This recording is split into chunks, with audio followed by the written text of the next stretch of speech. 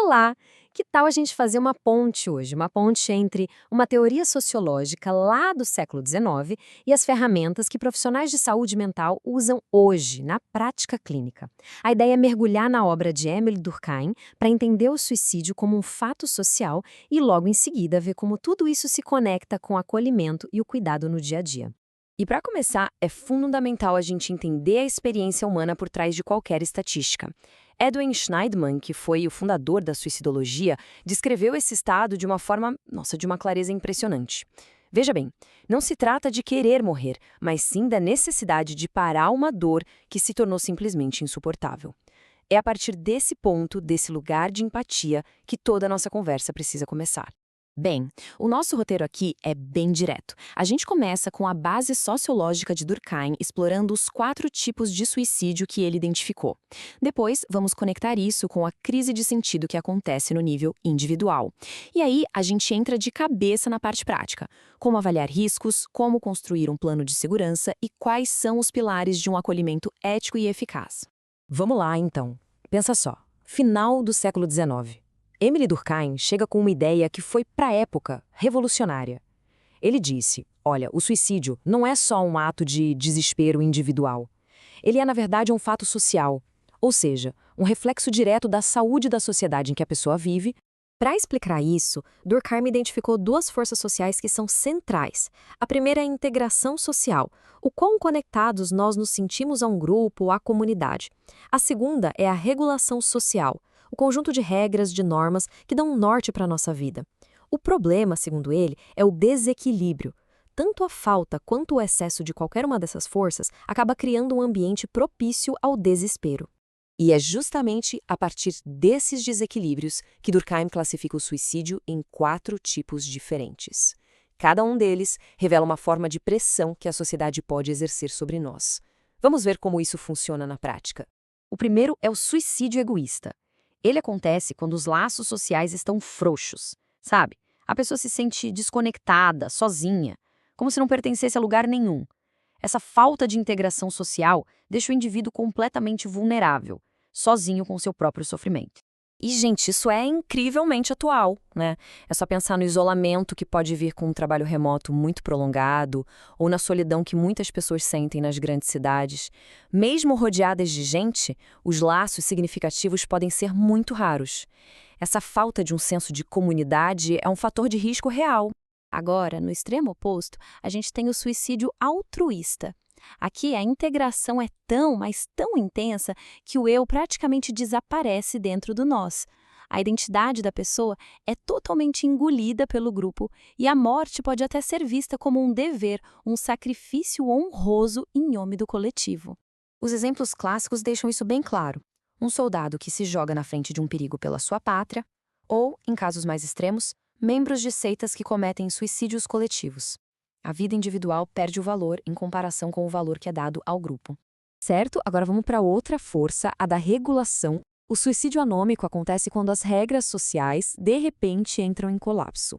Anomia quer dizer literalmente ausência de normas. Uma crise econômica brutal, ou até mesmo uma riqueza que chega de uma hora para outra, pode destruir todas as referências que davam sentido e limite à vida, deixando a pessoa totalmente perdida. Imagina perder o emprego, o status, tudo, da noite para o dia. Ou o contrário, ganhar na loteria e de repente não saber mais o que desejar na vida. As 2 situações, por mais diferentes que pareçam, podem gerar uma desorientação profunda, porque as regras do jogo da vida mudaram de um jeito muito drástico. Por fim, o suicídio fatalista. Esse é o resultado do excesso de regulação. É quando a vida é tão controlada, as regras são tão opressoras, que simplesmente não sobra espaço para esperança ou liberdade. O futuro parece um beco sem saída e o desespero vem todo dessa sensação de aprisionamento total. E o que é mais interessante aqui é como isso se conecta com o nosso tempo.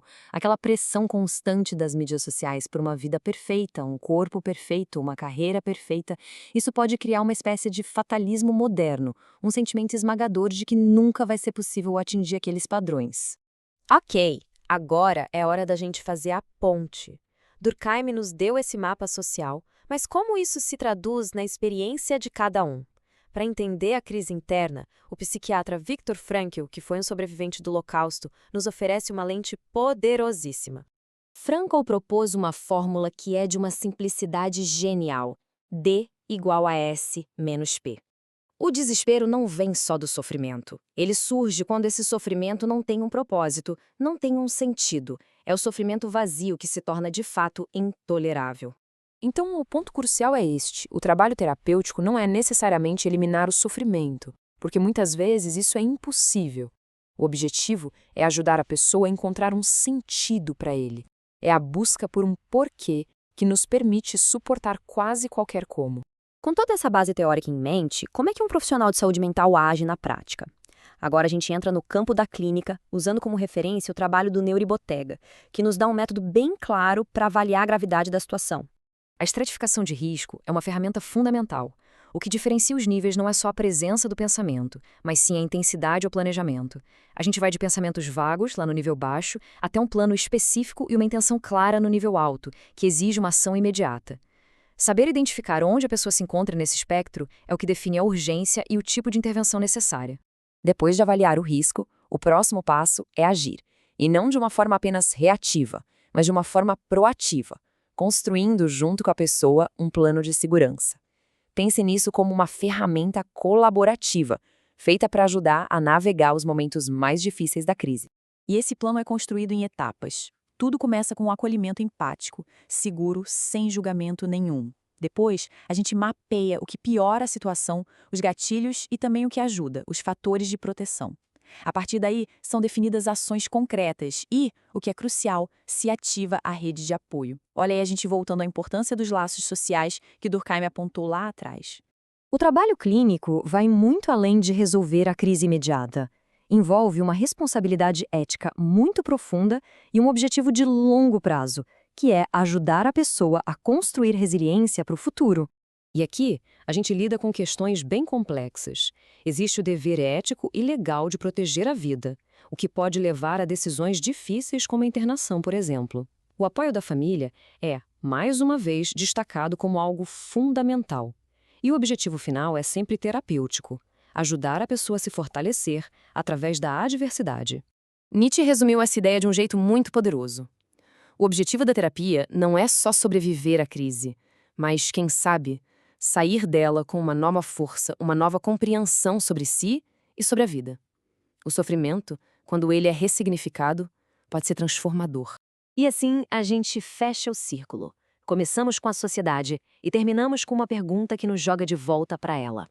O cuidado individual é essencial, claro, mas a prevenção em larga escala passa por construirmos comunidades com mais integração, com normas mais saudáveis e, acima de tudo, com mais pontes de sentido para as pessoas. E essa é uma tarefa para todos nós.